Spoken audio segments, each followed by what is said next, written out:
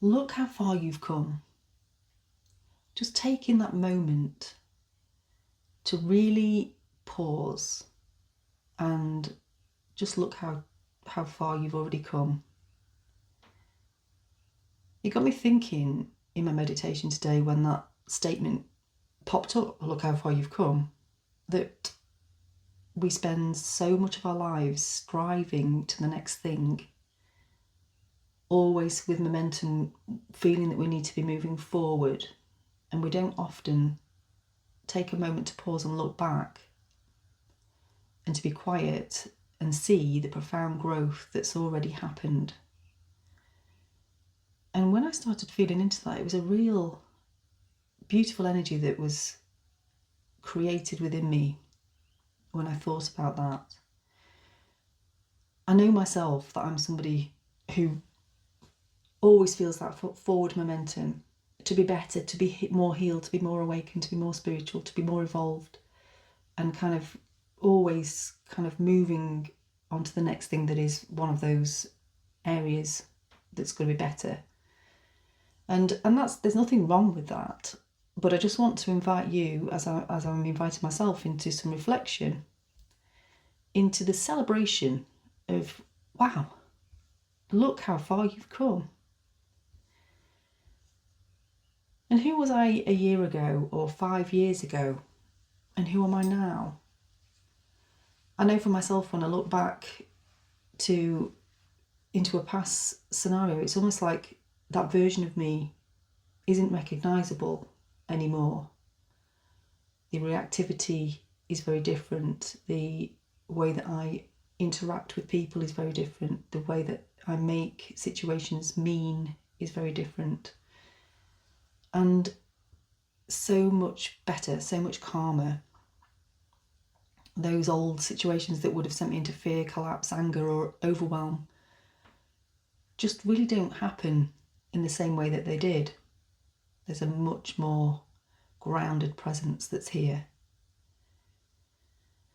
Where have I become more patient? You can ask yourself. More compassionate, more discerning. And what triggers no longer have the same grip on me?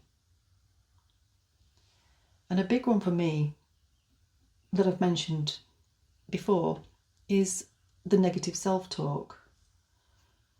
And I realised that even though that negative self-talk is still there, you know, that little gremlin on the shoulder that's always chattering away in your head, there's a much bigger gap between the awareness that is me and the chat that's happening. And instead of believing it, I question it just naturally now. Where have I learned to pause rather than react and just take a moment to really take a breath and then come from a space of response? And it really gained momentum as I was thinking into these areas. And then I noticed, and you might notice this too, that there are some relationships that have naturally fallen away. Not from a place of anger or rejection, but just because they no longer are a frequency match.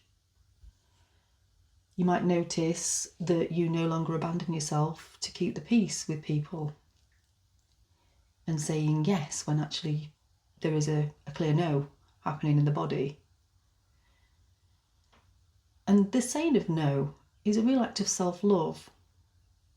And it's really recoding the system to feel that complete love and respect for self rather than abandoning self. And that's a real act of sovereignty to honour your truth. And it's an act of maturity to walk away from what no longer feels aligned. And it's not loss, it's evolution. And at some point on the path, there's very subtle but powerful shifts.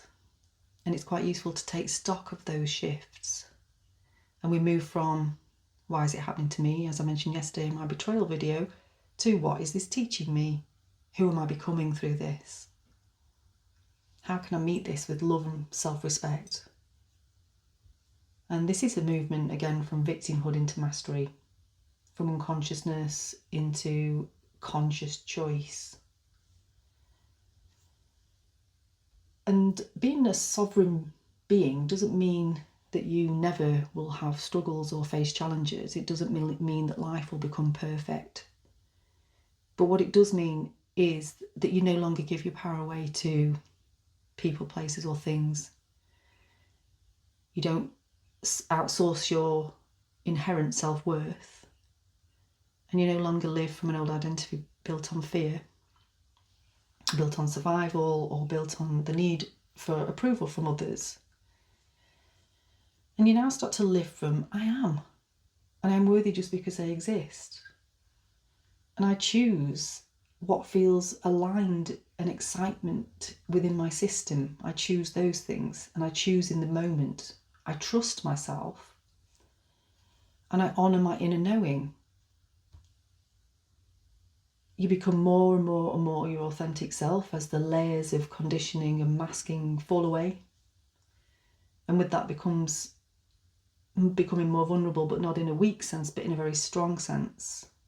Being confident and being completely in line with being your truthful, vulnerable self. More grounded in truly who you are.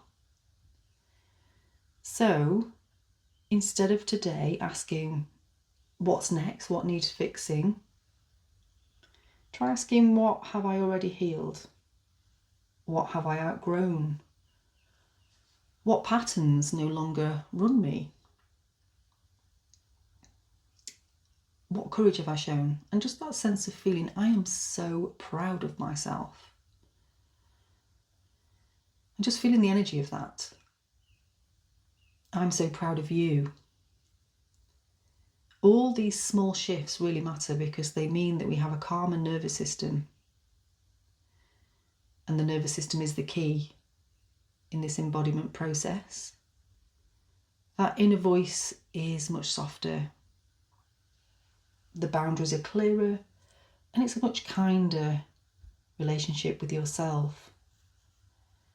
And this is absolute growth. This is awakening, and this is remembering who you are at your soul essence.